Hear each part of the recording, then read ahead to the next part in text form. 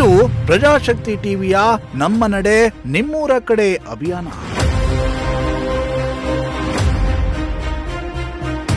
ಸಮಸ್ಯೆಗಳನ್ನ ಎಳೆ ಎಳೆಯಾಗಿ ಬಿಚ್ಚಿಡ್ತಿರೋ ನಿಮ್ಮ ಪ್ರಜಾಶಕ್ತಿ ಟಿವಿ.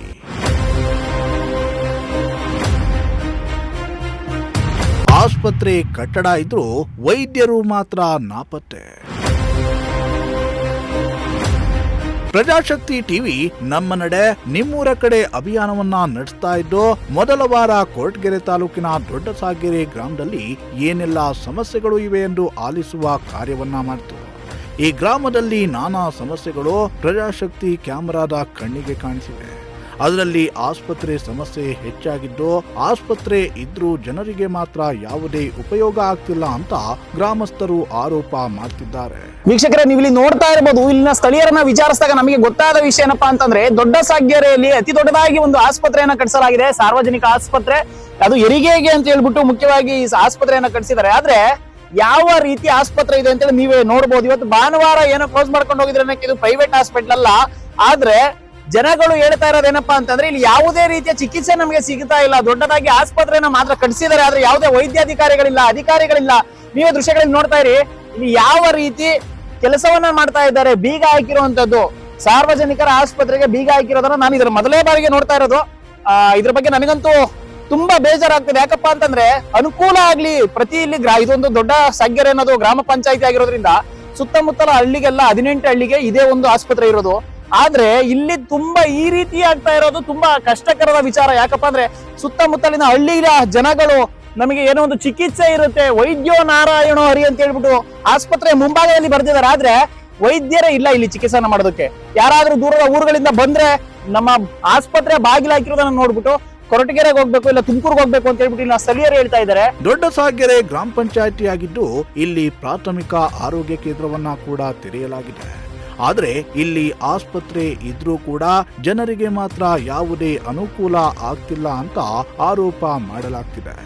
ಯಾಕಂದ್ರೆ ಆಸ್ಪತ್ರೆಯ ವೈದ್ಯರು ಹಾಗೂ ಅಧಿಕಾರಿಗಳು ಬೆಳಗ್ಗೆ 9 ಅಥವಾ 10 ಗಂಟೆಗೆ ಬಂದ್ರೆ ಸಂಜೆ 4 ಗಂಟೆ ಅಥವಾ 5 ಗಂಟೆಗೆ ಆಸ್ಪತ್ರೆಗೆ ಬೀಗ ಜಡಿದುಕೊಂಡು ಹೋಗ್ತಾ ಇದ್ದಾರೆ. ಇಲ್ಲಿ ಮಕ್ಕಳಿಗೆ ಯಾವುದೇ ಚಿಕಿತ್ಸೆ ಸಿಗ್ತಾ ಇಲ್ಲ. ಏನಾದ್ರೂ ಎಮರ್ಜೆನ್ಸಿ ಆದ್ರೆ ನಾವು ತುಮಕೂರು ಅಥವಾ ಕೊರಟಗೆರೆಗೆ ಹೋಗ್ಬೇಕು ಅಂತ ಆರೋಪ ಮಾಡ್ತಾ ಇದ್ದಾರೆ. ಟೈಮ್ ಕರೆಕ್ಟ್ ಆಗಿ ಡಾಕ್ಟರ್ಗಳು ಯಾರು ಬರಲ್ಲ, ನರ್ಸ್ಗಳು ಯಾರು ಇಲ್ಲ. ಮಕ್ಳಿಗೆ ಪೋಲಿಯೋ ಡ್ರಾಪ್ಸ್ ಹಾಕಬಿಟ್ರೆ ಮತ್ತೆ ಬೇರೆ ಯಾವ ನರ್ಸ್ಗಳು ಬರಲ್ಲ. ತುಂಬಾ ದೂರದಿಂದ ಪೇಷಂಟ್ಗಳು ಬರ್ತಾರೆ, ಬಾಕ್ಲಾಕಿರ ನೋಡಿ ವಾಪಸ್ ಹೋಗ್ತಾರೆ. ಬರೀ ತಲೆನೋವು ಹಾಸ್ಪಿಟ್ಲು 24 ಗಂಟೆ ಇಲ್ಲ ಅಂದ್ರೂ 12 ಅವರ್ ಆದ್ರೂ ಇರಬೇಕು. ಭಾನುವಾರದದ್ದು ತೆಗಿಯೋದೇ ಇಲ್ಲ. ಮಾಮೂಲಿ ದಿನಗಳಲ್ಲಿ ಯಾವ ರೀತಿ? ಮಾಮೂಲಿ ಬೆಳಗ್ಗೆ 9 ಗಂಟೆ 10 ಗಂಟೆ ಬರ್ತಾರೆ, 4 ಗಂಟೆ ಬಾಕ್ಲಾಕೊಂಡು ಹೊರಟೋಗ್ತಾರೆ. 4 ಗಂಟೆ ಬಾಕ್ಲಾಕೊಂಡು ಹೊರಟು. ಈಗ 4 ಗಂಟೆ ಸಂಜೆ ಆದ್ಮೇಲೆ ಯಾರಾದ್ರೂ ರೋಗಿಗಳು ಬಂದ್ರೆ ಯಾವ ರೀತಿ ಇರುತ್ತೆ ಅಂತ? ವಾಪಸ್ ಹೋಗ್ಬೇಕಷ್ಟೇ, ಇಲ್ಲ ಸತ್ತೋಗ್ಬೇಕಷ್ಟೇ. ಸಾಯಂಕಾಲ ಬೆಳಿಗ್ಗೆ ಒಂದು 9-10 ಗಂಟೆಗೆ ಬರ್ತಾರೆ, ಸಾಯಂಕಾಲ 4 ಗಂಟೆಗೆ ಹೊರಟೋಗ್ತಾರೆ. ಅದೇ ಸರ್ ಮೇನ್ ಪ್ರಾಬ್ಲಮ್. ಹೆರಿಗೆ ಹಾಸ್ಪಿಟಲ್ ಅಂತ ಮಾಡೋರೆ, ಇಲ್ಲಿ ಒಂದು ಹೆರಿಗೆನೂ ಇಲ್ಲ ಸರ್. ತಲೆನೋವು ಜ್ವರ ಬಿಟ್ರೆ, ಕೆಮ್ಮು ಬಿಟ್ರೆ ಬೇರೆ ತರ ಇನ್ನೇನಿಕ್ಕೂ ಇಲ್ಲ ಸರ್. ಮಕ್ಕಳಿಗೆ ಅಂತ ಇಲ್ಲಿ ಮಕ್ಕಳಿಗೆ ಯಾವ್ದನ್ನ ಅಕಸ್ಮಾತ್ ಅರ್ಜೆಂಟ್ ಡ್ರಿಪ್ಸ್ ಹಾಕಂತ ಅವರು ಯಾರಿಲ್ಲ ಸರ್. ಇಲ್ಲಿ ಕೊರಟಗೆರೆಯಲ್ಲಿ ವಾರ ಹೊರಡಿದ್ವಿ ಸರ್. ಡೈಲಿ ಪಾಪನ್ ಕರ್ಕೊಂಡು ಬೆಳಿಗ್ಗೆ ಸಾಯಂಕಾಲ ಓಡಕ್ಕಾಗ ಸರ್. Daily 3 time sir. ರೇಣುಕಾದಲ್ಲಿ ಅಡ್ಮಿಟ್ ಮಾಡಿದ್ವಿ, ಇವತ್ತು ಡಿಸ್ಚಾರ್ಜ್ ಮಾಡ್ಕೊಂಡ್ ಬಂದಿದ್ದೀನಿ. 4 ದಿನ ಬೆಳಗ್ಗೆ ಸಾಯಂಕಾಲ ಇಂಜೆಕ್ಷನ್ ಹಾಕ್ಸಿ ಅಂತ ಹೇಳಿದ್ದಾರೆ. ಬೆಳಗ್ಗೆ ಏನು ಹಾಕ್ಸ್ತೀವಿ, ಸಂಜೆ ಎಲ್ಲಿ ಹೋಗ್ಬೇಕು ನಾವು. ಇನ್ನು ಆಸ್ಪತ್ರೆಯನ್ನ ಹೆರಿಗೆಗೆಂದು ತೆರೆಯಲಾಗಿದೆ. ಆದ್ರೆ ಇಲ್ಲಿ ಕೇವಲ ತಲೆನೋವು, ಶೀತ, ಕೆಮ್ಮು, ಒಂದ್ ವೇಳೆ ಗಾಯಗಳಾದ್ರೆ ಗಾಯಗಳಿಗೆ ಆಯಿಂಟ್ಮೆಂಟ್ ಅನ್ನ ಮಾತ್ರ ನೀಡ್ತಾ ಇದ್ದಾರೆ. ಇನ್ನು ಯಾವುದೇ ಕಾಯಿಲೆಗೂ ಚಿಕಿತ್ಸೆ ಕೊಡ್ತಾ ಇಲ್ಲ. ನಾವು ಕೊರಟಗೆರೆ ಅಥವಾ ತುಮಕೂರಿಗೆ ಹೋಗ್ಬೇಕು ಅಂತ ಗ್ರಾಮಸ್ಥರು ಪ್ರಜಾಶಕ್ತಿ ಟಿವಿ ಮುಂದೆ ಅಳಲನ್ನ ತೋಡಿಕೊಂಡ್ರು. ನಾವು ಆಸ್ಪತ್ರೆಗೆ ಹೋಗ್ಬೇಕು ಅಂದ್ರೆ ಸರಿ ಇಲ್ಲ, ಅಲ್ಲಿ ಡಾಕ್ಟರ್ ಇಲ್ಲ. ನ್ಯಾಯವಾಗಿ ಡಾಕ್ಟರ್ ಇಲ್ಲ. ಯಾವನೋ ಒಬ್ರವನೇ ಅವ್ನ ಮೈದಕ್ಳು ಹಿಂಗ್ ಮುಟ್ಟಲ್ಲ ಅಂತ ಡಾಕ್ಟರ್ ಯಾತಕ್ ಬೇಕು ಆಸ್ಪತ್ರೆಗೆ? ಎಲ್ಲಿ ಹಾಸ್ಪಿಟಲ್ ಇರೋದು ನಿಮ್ದು? ಸಾಗೇರಿಯಲ್ಲಿ. ಹಿಂಗ್ ಚೆಕ್ ಮಾಡಲ್ಲಪ್ಪ ಅವಯ್ಯ, ಸುಮ್ನೆ ಇಂಜೆಕ್ಷನ್ ಹಿಂಗ್ ಕೊಡ್ತಾನೆ, ಹೋಗ್ರಿ ಏನ್ ಕಾಯಿಲೆ ನಿಮ್ಗೆ ಅಷ್ಟೇ ಕೇಳೋದು. ಡಾಕ್ಟರ್ ಅಂದ್ರೆ ಚೆಕ್ ಮಾಡ್ಬೇಕು ಎಲ್ಲ. ಹೌದು, ಚೆಕ್ ಮಾಡ್ಬೇಕು, ನಿಮ್ ಕಷ್ಟ ಕೇಳ್ಬೇಕು. ನಾನು ಹೋದಾಗ ಯಾತಕ್ ಬಂದಿದ್ದೀರಾ ನೀವು ಚೆಕ್ ಮಾಡಿದ್ಮೇಲೆ ಅಂತ ಕೇಳಿ ಬಂದಿದ್ದೀನಿ. ಏನಂದ್ರು ಅದಕ್ಕೆ? ನಾವ್ ಹಂಗಾರೆ ಇಂಜೆಕ್ಷನ್, ನಿನ್ಗೇನ್ ಕಾಯಿಲೆ ಸೊಂಟ ಬರ್ತ ಇಂಜೆಕ್ಷನ್ ಕೊಡ್ತೀನಿ, ತಕೊಂಡೋಗು ಅಷ್ಟೇ.